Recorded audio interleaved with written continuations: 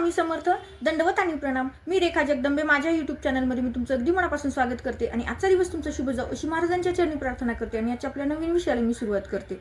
मैत्रिणींनो, आपण मागच्या 2 व्हिडिओपासून पाहत असाल की आपण शंभूंची माहिती जाणून घेतोय की शंभू कोण आहेत. आपल्याला श्रावण महिना येतोय, तर श्रावण महिन्याचं व्रत करण्यापूर्वी आपल्याला शिव कोण आहेत, शिवांच्या काही अशा गोष्टी जाणून घ्यायच्यात ज्यातून आपल्याला शिव समजतील.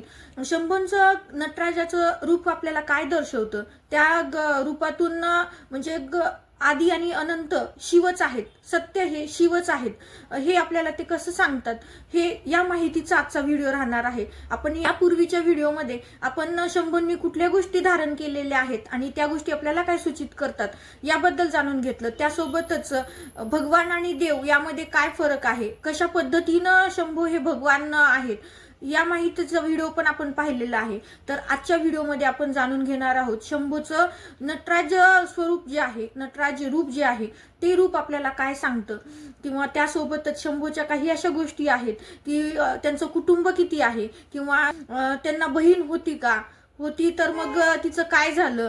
त्यासोबतच शंभू जे भस्म लावतात, शंभूंनी जे भस्म धारण केलेलं आहे ते भस्म कशा पद्धतीने शुद्ध आहे, या माहितीचा आजचा व्हिडिओ राहणार आहे. तर व्हिडिओ स्किप न करता पहा. तुमच्या सगळ्या प्रश्नांची उत्तरं मिळतील किंवा तुम्हाला सविस्तर माहिती सगळी मिळेल. आणि आपल्या चॅनलवरती नवीन असाल तर चॅनलला सबस्क्राईब करायला मात्र विसरू नका, कारण श्रावण महिन्याच्या आधी आपल्याला पहिल्यांदा शिव कोण आहेत हे जाणून घ्यायचे. आणि जेव्हा आपल्याला शिव समजतील तेव्हा त्यांचं व्रत करताना एक वेगळ्या प्रकारची रुची आपल्यात निर्माण होणार आहे. त्यामुळे सगळ्यात पहिल्यांदा जाणून घ्या शिव कोण आहेत. हे जे 3-4 भागामध्ये शिवांबद्दलची माहितीचे व्हिडिओ आहेत, तर ते व्हिडिओ आपल्या चॅनलवरती अपलोड झालेले आहेत, तर आवर्जून ते व्हिडिओ पाहून घ्या.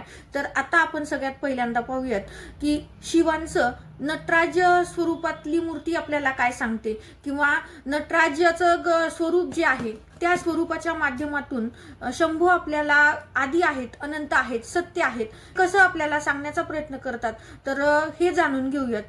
तर मैत्रिणींनो, नटराजाची मूर्ती आपण पाहिलेलीच आहे. शंभूंचे अनेक अवतार आहेत. त्या पद्धतीनं भगवान विष्णूंचे 10 अवतार, दशावतार आहेत. त्याच पद्धतीनं शंभूंचे सुद्धा 19 अवतार आहेत. त्या अवतारामध्ये 2 अवतार हे चिरंजीवी, जे 7 चिरंजीवी आपण आहेत असं म्हणतो, त्या 7 चिरंजीवीपैकी पहिला एक अवतार म्हणजे हनुमानांचा म्हणजे बजरंगबली, आणि दुसरा अवतार श्री परशुरामाचा, हे 2 अवतार जे आहेत हे शंभूचे अवतार मानले जातात. आपण पाहणार आहोत शंभूंची नटराज स्वरूपातली मूर्ती आपल्याला काय दर्शवते, किंवा नटराज स्वरूपातले शंभू आपल्याला काय सांगण्याचा प्रयत्न करतात, किंवा त्यांची मूर्ती पाहिल्यानंतर आपल्याला काय सूचित होते, तर ते एक सविस्तर जाणून घेऊयात. इथं मूर्ती दाखवते, नटराजाची मूर्ती कशी आहे ते. तर आता आपण सविस्तर जाणून घेऊयात शंभूंच्या नटराज या रूपाची पूर्ण माहिती. नटराज रूपामध्ये शंभूंना किती हात आहेत, तर या मूर्तीमध्ये आपण 4 हात पाहतो. या मूर्तीचं वर्णन करायचं म्हटलं तर मी तुम्हाला इथं फोटो दाखवतेच नटराजाची मूर्ती, कारण प्रत्येकाच्या डोळ्यासमोर नटराज म्हटलं की शंभू येतात, परंतु सगळ्या गोष्टी क्लिक होतील असं नाही. त्यामुळे मी तुम्हाला इमेज इथं दाखवते. तर पहा, नटराजाच्या मूर्तीच्या सभोवताल एक वलय आहे. तर हे वलय कशाचं आहे, तर ते वलय अग्नीचं आहे. जे शंभूंच्या भोवती जे वलय दिलेलं आहे, नटराज मूर्तीच्या सभोवताल जे वलय दिलेलं आहे, तर ते वलय म्हणजे काय, तर ब्रह्मांड. आता या ब्रह्मांडाचा केंद्रबिंदू कोण आहे, तर आत बसलेले शंभू. जी मूर्ती 4 भुजांची जी मूर्ती उभी टाकलेली आहे, तर ही उभी टाकलेली 4 भुजांची मूर्ती ही ब्रह्मांडातलं केंद्रबिंदू आहे. म्हणजेच भगवान शिव आपल्याला काय सांगतात की या ब्रह्मांडाचं जे केंद्रबिंदू आहे तो मी आहे. म्हणजे या मूर्तीतून आपल्याला सूचित होतं की ब्रह्मांडामध्ये दुसरं काहीही शिल्लक राहणार नाही, किंवा एकेकाळी काहीही शिल्लक नव्हतं, आणि पुढं पण एखादा काळ असा येईल की काहीच शिल्लक राहणार नाही. परंतु या वलयाचा केंद्रबिंदू जो आहे तो कायमस्वरूपी, कालही होता, आजही आहे आणि उद्या सुद्धा राहणार आहे. तर तो वलयबिंदू म्हणजे कोण, तर शिव. हे आपल्याला या मूर्तीला पाहिल्यानंतर, नटराजाच्या मूर्तीला पाहिल्यानंतर हे आपल्याला सूचित होतं. त्या वलयामध्ये जी मूर्ती आहे ती 4 भुजाधारी शंभूंची मूर्ती आहे. तर ह्या शंभूंच्या मूर्तीला 4 भुजा आपल्याला काय दर्शवतात, तर त्यातली पहिली भुजा, आता मला त्या इमेजमध्ये दिसतच असेल की त्या भुजा कशा पद्धतीने आहेत, तर मी फक्त त्या भुजांचं वर्णन करते. तर पहा, एका भुजामध्ये डमरू आहे. डमरू काय आहे ते आपण मागच्या व्हिडिओमध्ये डमरू आपल्याला काय सूचित करतं हे सांगितलेलंच आहे, परंतु मी तुम्हाला थोडक्यात आता सांगते. डमरू म्हणजे काय? सृजनशीलता.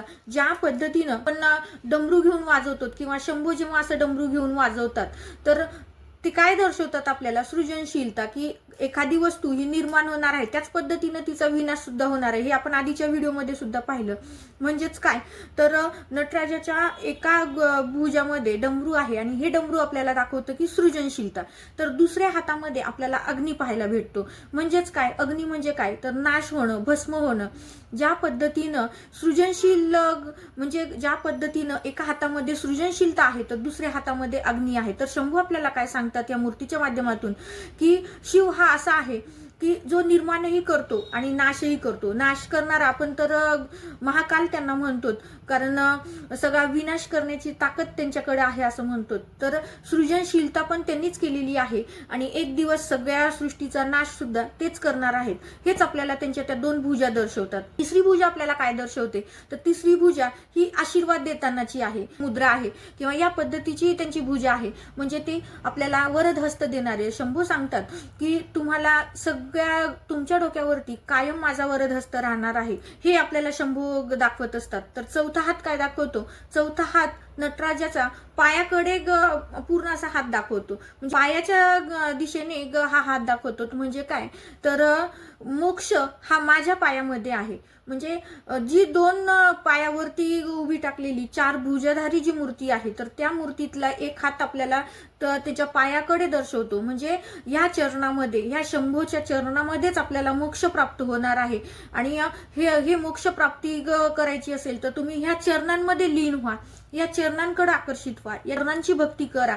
तुम्ही ह्या चरणाच्या सेवेमध्ये, भक्तीमध्ये घाला तर तुम्हाला निश्चित मोक्षाची प्राप्ती होते. तुम्हाला हवं ते देण्यासाठी माझा वरदहस्त तुमच्यावरती कायम राहतो.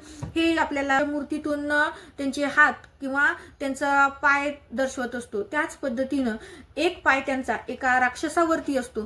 तर तो राक्षस कोणता? अकस्मात नावाचा हा राक्षस आहे जो खाली पालथा पडलेला आहे आणि त्याच्यावरती ही नटराजाची मूर्ती असते. तर हा राक्षस म्हणजे काय तर आपल्यामधला अहंकार आहे.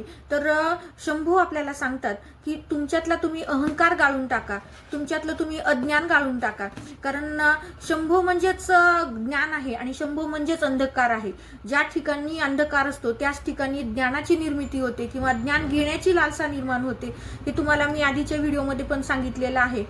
तर शंभू म्हणजेच अंधकार आहेत, शंभू म्हणजेच ज्ञान आहेत, शंभू हेच सृजनशील आहेत आणि शंभूच सगळ्यांचा नाश करणार आहेत. विनाशक सुद्धा शंभूच आहेत. आणि ह्या सगळ्या गोष्टी असताना जर आपण अनन्य भावाने जर त्यांना शरण गेलो, त्यांच्या चरणात गेलो, त्याच्या मूर्तीच्या माध्यमातून शंभू काय आहे, शिव काय आहे तर शिव हा सृजनशील आहे, शिव हा विनाशक आहे. तर ह्या सृजनशील आणि विनाशक अशा ह्या शक्तीकडं जर तुम्ही त्या चरणामध्ये जर लीन होऊन भक्ती केलीत तर तुम्हाला निश्चित मोक्षाची प्राप्ती होते. त्याचा वरद हस्त शंभू देतात. त्या चरणाकडे तुम्ही आकर्षित झालं पाहिजे म्हणून शंभू एका हाताने ते दर्शवतात की तुम्ही ह्या चरणामध्ये लीन व्हा. आणि जो राक्षस आहे म्हणजे अंधकार जो आहे, जो अज्ञान आहे किंवा जो अहंकार आहे ते सगळं तुम्ही काढून टाका. तुमच्यातला अहंकार काढून टाका, तुमच्यातलं अज्ञानाचा अंधकार काढून टाका, तुमच्यातलं अज्ञान दूर करा. हे दूर करण्याचं काम हे शिवच करतात. ज्यावेळेस तुम्ही त्यांच्या चरणामध्ये लीन व्हाल तर त्यावेळेस तुमच्यातलं अज्ञान नष्ट होईल, तुमच्यातला अंधकार नष्ट होईल, तुमच्यातला अहंकार नष्ट होईल. आणि ह्या सगळ्या गोष्टी जेव्हा नष्ट होतील त्यावेळेस मोक्ष प्राप्तीसाठी तुम्ही माझ्या चरणात या. एवढं साध्या पद्धतीमध्ये त्यांनी त्यांच्या त्या मुद्रेतून स्वरूपातून ते आपल्याला सुचवत असतात. तर मैत्रिणींनो, फक्त जाणून घ्यायला हवं की आपल्याला प्रत्येक गोष्ट काय दाखवत असते, काय दाखवण्याचा प्रयत्न करते. तर नटराजाची मूर्ती आपल्याला हेच दाखवते की हे जे ब्रह्मांड चालते तर या ब्रह्मांडाचा केंद्रबिंदू आदी अनंत सत्य हे शिव आहेत. शिवाशिवाय दुसरं काहीही नाही. शिवच निर्माण करतं आणि शिवच विनाशक आहेत. त्याच्यामुळं आपल्याला अनन्य भावानं त्या शिवाला शरण गेलं तर आपल्याला निश्चित मोक्ष प्राप्ती होते. हे नटराजाची मूर्ती आपल्याला सांगत असते. तर ह्या नटराजाच्या स्वरूपामध्येच सनकादी ऋषींना मोक्ष प्राप्तीसाठी, त्यांना ज्ञान देण्यासाठी शंभूंनी त्यांच्या हातातलं जो सृजनशीलतेचं वस्तू आहे ज्याला आपण डमरू असं म्हणतो तर त्या डमरूचा नाद केलेला आहे की जेणेकरून त्या नादाच्या माध्यमातून म्हणजे नटराज नटराज मूर्ती आपण असं म्हणतो की ते नृत्य जे करतात त्यांची ती देवता आहे, तर नाही. तर त्याला सगळं काही मीच आहे हे त्या मूर्तीच्या स्वरूपातून आपल्याला सांगत असते. आणि नटराजाची मूर्ती जेव्हा नृत्याच्या स्वरूपामधली ही मूर्ती आहे, तो नृत्याचा प्रकार कोणता, तर भरतनाट्यम हा तो नटराजाच्या नृत्याचा प्रकार आहे. या भरतनाट्याच्या माध्यमातून शंभू आपल्याला सांगतात की शिव हे सत्य आहे आणि शिवाला तुम्ही शरण जा. हे आपल्याला या नृत्याच्या माध्यमातून किंवा ह्या कलेच्या माध्यमातून शंभू सांगत असतात. आणि ह्या कलेच्या माध्यमातूनच त्यांनी सनकादी ऋषींना सुद्धा मोक्षप्राप्ती व्हावी, त्यांना ज्ञान व्हावं म्हणून हातात डमरू घेतलेलं होतं. आणि त्या डमरूचा जेव्हा नाद केला तर पहिला डमरूचा नाद हा त्यातून निघालेला नाद म्हणजे ओंकार होता. ही जी मुद्रा आहे तर ह्या मुद्रेतून सनकादी ऋषींना ज्ञान दिलं. आणि हे एक सृजनशीलतेचं डमरू जेव्हा त्यांनी वाजवलं तर सगळ्यात पहिल्यांदा त्याचा जो नाद होता तो ओंकारचा होता. आणि नटराजाच्या मूर्तीचा जो शेप आहे तो सुद्धा ओंकार स्वरूपाचाच आहे. म्हणजे काय, सुरुवात ही ओंकार, म्हणजे ब्रह्मांडामध्ये पहिला नाद हा ओमच होता आणि त्याचा आकार तो सुद्धा ओंकारच्या स्वरूपात आहे, आपल्याला यातून कळतं. आणि मग जेव्हा सनकादी ऋषीला ज्ञान देण्यासाठी डमरू वाजवलं गेलं तर त्यावेळेस ते डमरू त्यांनी 9 आणि 5 या पद्धतीनं म्हणजे एकूण 14 वेळेस हा नाद केलेला आहे. या डमरूचा नाद 14 वेळेस केलेला आहे. तर त्या नादातून जे काही ज्ञान बाहेर निघालं त्यालाच आपण संस्कृत मधले 14 व्याकरण असं म्हणतो. आणि ते मग आता अभ्यासाला सुद्धा आहेत. तर हे 14 संस्कृत मधले जे व्याकरणाचा भाग आहे तर हे 14 नाद हे त्या डमरूच्या आवाजामधून, डमरूच्या ध्वनीमधून हे सनकादी ऋषींना दिलेलं ज्ञान आहे. आपल्याला नटराजाची मूर्ती आपल्याला सांगत असते की शिव हे सत्य आहे, शिव हे सुंदर आहे. तर ह्या शिवाचं अस्तित्व आदी अनादी कालापासून आहे आणि अनंत कालापर्यंत राहणार आहे. निर्माण सुद्धा त्यांनीच केलंय आणि विनाश सुद्धा तेच करणार आहेत. फक्त आपल्याला अनन्य भावाने त्यांच्या चरणामध्ये शरण जायचंय. कोणी आपल्यातला अहंकार, आपल्यातला अज्ञान रूपी अंधकार दूर करून जेव्हा त्यांच्या चरणात लीन होतो तर निश्चित त्यांना मोक्षप्राप्ती आहे. हे आपल्याला या नटराजाच्या मूर्तीतून स्पष्ट सूचित होतं. आता तुम्हाला काय वाटतं, किंवा आता ह्या हिंदू धर्मातल्या या बऱ्याचशा पुराणामध्ये सुद्धा याचा उल्लेख निघालेला आहे. परंतु एक मूर्ती पाहिल्यानंतर तुम्हाला काय वाटतं, निश्चितच तेही तुम्ही मला कॉमेंट्स मध्ये सांगितलं तरी चालतं. त्यानंतर आपण आणखीन शंभूंची माहिती पाहूयात, ती अशी शंभूंच्या कुटुंबाबद्दल. आता असं म्हणतात की शंभू म्हणजे शिव यांचा जन्म झालेला नाही, ज्याला आपण डमरूच्या माध्यमाला आपण इन्फिनिटी सुद्धा असं म्हटलेलं आहे. डमरूच्या शेप इन्फिनिटी जेव्हा होतो म्हणजे तो अनंत आहे, म्हणजे काहीच नाही आणि अनंत सुद्धा आहे असा तो शिव आहे. तर ह्या शिवाला बहीण होती का, तर अशी एक पौराणिक कथा आहे.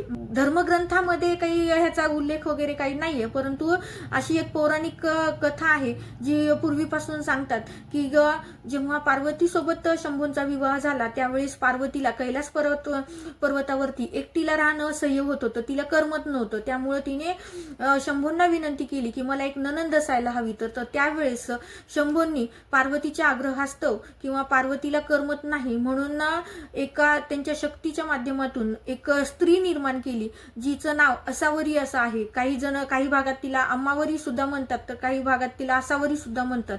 तर ह्या देवीची निर्मिती केली जी पार्वती मातेची नणंद म्हणून ओळखल्या जाते. आणि ही शक्तीच्या माध्यमातून जेव्हा शंभूंनी बनवली तेव्हा तिच्या पायामध्ये फट होती असं म्हणतात.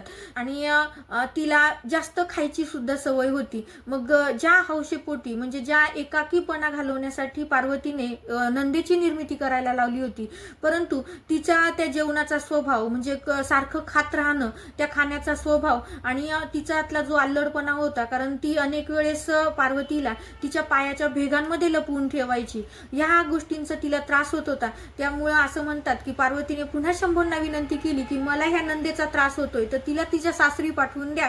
असं म्हटल्यानंतर शंभूंनी त्यांचा विवाह केला. पण त्या विवाहाचा ग्रंथामध्ये कुठला पण उल्लेख नाहीये, पण पौराणिक कथेमध्ये ही कथा सांगितली जाते. तर अशी ही शंभूंची शक्तीच्या माध्यमातून निर्माण केलेली शंभूची एक शक्ती स्वरूप स्त्री म्हणजे ही असावरी, ज्याला आपण शंभूची बहीण असं मानतो. कारण बऱ्याच वेळेस आपण असं म्हणतो की शंभूला कुणीही नाही, पण हे शक्ती स्वरूपात निर्माण केलेली ही एक शंभूची बहीण होती. त्यानंतर शंभूंच्या कुटुंबामध्ये आपण असं म्हणतो की 2 मुलं आहेत, ते कार्तिकी आणि एक गणपती. नाही, तर शंभूंना फक्त एकच मुलगा होता. तर तो मुलगा म्हणजे भगवान कार्तिकेय, जो देवांचा सेनापती म्हणून काम करतो. भगवान कार्तिकेय हेच एक भगवान शिवाचे एक पुत्र आहेत. परंतु गणपती हा पार्वती मातेने त्यांच्या उठण्यापासून तयार केलेला तो गणपती आहे. आणि ही जाणीव शंभूंना नव्हती, म्हणूनच शंभूंनी त्यांची मान तोडली. आणि मग त्यानंतर जेव्हा कळालं की पार्वतीने उठण्यापासून त्यांच्या मलापासून जेव्हा गणपती तयार केलेला आहे हे जेव्हा कळालं, तेव्हा त्यांना हत्तीचं मुख लावून गणपती बाप्पाची परत एकदा त्यांना पुनर्जीवित केल्या गेलं. तर ही अशी कथा आहे. म्हणजे गणपती हे शंभूंचे पुत्र नाहीत. आता ते एका कुटुंबात जरी राहत असले तरी शंभूंचा एकच पुत्र, तो म्हणजे भगवान कार्तिकेय. परंतु माता पार्वतीने गणपतीला तयार केलेलं असल्यामुळं आपण शंभूंच्याच कुटुंबातला भाग म्हणून शंभूंची 2 मुलं असं म्हणतो, भगवान कार्तिकेय आणि गणपती बाप्पा. तर गणपती बाप्पांना बुद्धीची देवता म्हणतात. कार्तिकेयला आपण देवाचे सेनापती म्हणून भजत असतो. तर हे अशा पद्धतीचं त्यांचं कुटुंब होतं. म्हणजे एक शक्ती स्वरूप, शक्तीने निर्माण केलेली बहीण आणि एक पार्वती मातेच्या मळापासून किंवा उठण्यापासून, काही जण मळापासून म्हणतात तर काही जण उठण्यापासून म्हणतात. तर उठणं लावून जे मळ काढलेलं आहे तर त्या मळापासून तयार केलेले गणपती बाप्पा आहेत.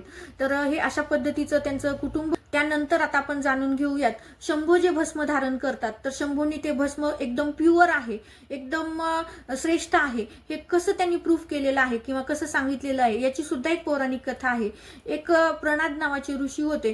ते खूप तपश्चर्या करायचे, जंगलात राहायचे. तर जंगलात ते झाडांची फळं आणि पानं खाऊनच राहायचे. आणि मग म्हणजे बराच कालावधी त्यांनी जंगलामध्ये पानं फळं खाऊनच तपश्चर्या केली. आणि मग एक दिवस त्यांच्या बोट कापलं आणि बोट कापल्यानंतर त्या बोटातून रक्त न निघता त्या बोटामधून, झाडांमधून जसा द्रव पदार्थ निघतो किंवा फळांचा रस निघतो, त्याच पद्धतीनं त्यांचा लागलेल्या बोटातून वनस्पतीप्रमाणे द्रव वाहत होता. तर त्यावेळेस प्रणाद ऋषींनी सगळ्यांना सांगितलं, सगळ्या सृष्टीवरती त्यांनी हे केलं की सगळ्यात प्युअर आता मी झालेला आहे, सगळ्यात शुद्ध मी झालेला आहे.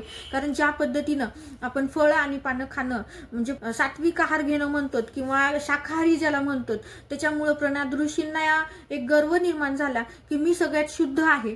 ज्या पद्धतीनं आपण फळं खातो त्यातून जसा रस निघते त्याच पद्धतीनं माझ्या पण शरीरातून रक्त न निघता तसा रस निघतोय. म्हणजे सगळ्यात ह्या सृष्टीवरती सगळ्यात प्युअर असा मी झालेला आहे, असा एक त्यांच्या मनात गर्व निर्माण झालेला होता. परंतु शंभूंना त्यांच्या गर्वाचं हरण सुद्धा करायचं होतं आणि सगळ्यात प्युअर काय आहे तर भस्म आहे हे त्यांना सांगायचं होतं. त्यामुळं एका वृद्ध व्यक्तीचं रूप घेऊन शंभू त्यांच्याकडे आले आणि त्यांच्याशी जेव्हा बोलायला लागले त्यावेळेस प्रणाद ऋषी त्यांना म्हणाला की ह्या जगामध्ये किंवा ह्या पृथ्वी तलावर सगळ्यात शुद्ध असा मीच आहे. कारण माझ्या ह्याच्यातून रक्त न निघता वनस्पतीप्रमाणे रस, फळांप्रमाणे रस माझ्या शरीरातून निघतोय. तर सगळ्यात शुद्ध मी आहे. तर त्यावेळेस त्या वृद्ध व्यक्तीने त्याला सांगितलं की सगळ्यात शुद्ध हे जे काही असेल तर ती राख आहे, भस्म आहे. कारण तुम्ही स्वतःला शुद्ध म्हणताय पण ते शुद्धता नाही. तर कारण तुम्हाला जाळल्यानंतर तुम्ही एक दिवस राखच होणार आहात. आणि तुम्ही ज्या काही झाडाची पानं फळं खाल्लेली आहेत ते झाड जेव्हा आपण शेवटी जाळतो तर झाडाची सुद्धा जाळल्यानंतर राखच तयार होते. तर सगळ्यात शुद्ध या ब्रह्मांडात सगळ्यात शुद्ध काही असेल तर ती आहे राख, असं हे त्यांनी समजावून सांगितलं. आणि भस्म कसं प्युअर आहे, कारणामुळे शंभू स्वतःच्या अंगावरती भस्म लेपून घेतात किंवा भस्म लावतात, त्यांना भस्म प्रिय आहे. त्यांना आपल्याला सांगायचंय की जीवनाचं अंतिम सत्य हे राख होणं आहे. म्हणजे शरीर एक दिवस नष्ट होणार आहे, सगळ्या गोष्टी या नश्वर आहेत आणि जेव्हा त्या नाश पावतात तर ते राखेमध्येच मिळतात किंवा राख स्वरूप बनतात. त्याच्यामुळं जे शेवटी राहणार आहे ते राखच आहे, म्हणून सगळ्यात शुद्ध राख आहे हे त्यांना समजून सांगितलं. तर हे असं भस्माचं महत्व आहे. म्हणजे अंतिम सत्य आपल्याला यातून कळतं की आपण ज्या देहावरती अभिमान बाळगतो, अहंकार बाळगतो, तो देह एक दिवस नष्ट होणार आहे आणि सगळं काही राखेत विलीन होणार आहे. त्यामुळं सगळ्यात शुद्ध जर काही असेल तर ती राख आहे. आणि हेच शंभू आपल्याला दर्शवतात. शंभू जे राख लावतात किंवा भस्म लावतात तर ते आपल्याला तेच सूचित करतात की या ब्रह्मांडातल्या सगळ्या गोष्टी या नश्वर आहेत आणि त्या एक दिवस नाश पावणार आहेत. त्यामुळे कसलाही अहंकार किंवा कुठल्याही अज्ञानात आपण जगू नये हे आपल्याला शंभू सांगत असतात. असे हे अनादी अनंत काल राहणारे शिव आहेत, शंभू आहेत. तर ह्या शंभूचं पूजन आपल्याला श्रावणामध्ये करायचं आहे. तर आवर्जून तुम्हाला शंभू काय आहे ते कळालेच असेल, कारण आपल्या आयुष्याचं अंतिम सत्य म्हणजे शिव आहे. शिवाशिवाय या ब्रह्मांडामध्ये काहीही सत्य नाही हे आपल्याला समजतं. त्यामुळं तुम्हाला जर आता शिव समजले असतील तर आवर्जून तुम्ही श्रावणातल्या व्रताला सुरू करू शकतो. कारण जेव्हा आपल्याला शिव समजतील तेव्हा व्रत करण्यात एक आनंद प्राप्त होतो आणि आपल्याला सुद्धा समजतं की जे अंतिम सत्य आहे त्या अंतिम सत्याला आपण स्वीकारलेलं आहे आणि ते स्वीकारणं म्हणजेच आपण चांगल्या पद्धतीनं व्रत करणं होतं असं म्हणायलाही काही हरकत नाही. त्यामुळं मैत्रिणींनो, आता या पुढचे व्हिडिओ आपण शंभूंच्या सेवा कशा करायच्या आहेत किंवा आणखीन शंभू आपल्याला जाणून घेता आले तर निश्चितच जी माहिती माझ्या वाचनात आली ती मी निश्चित तुमच्याशी शेअर करणार आहे. तर आवर्जून व्हिडिओ पूर्ण पाहत जा आणि आपल्या चॅनलवरती नवीन असाल तर चॅनलला सबस्क्राईब करायला मात्र विसरू नका. झालेली सेवा मी शंभूंच्या चरणी रुजू करते आणि हा व्हिडिओ इथंच थांबवते. श्री स्वामी समर्थ. दंडवत आणि प्रणाम.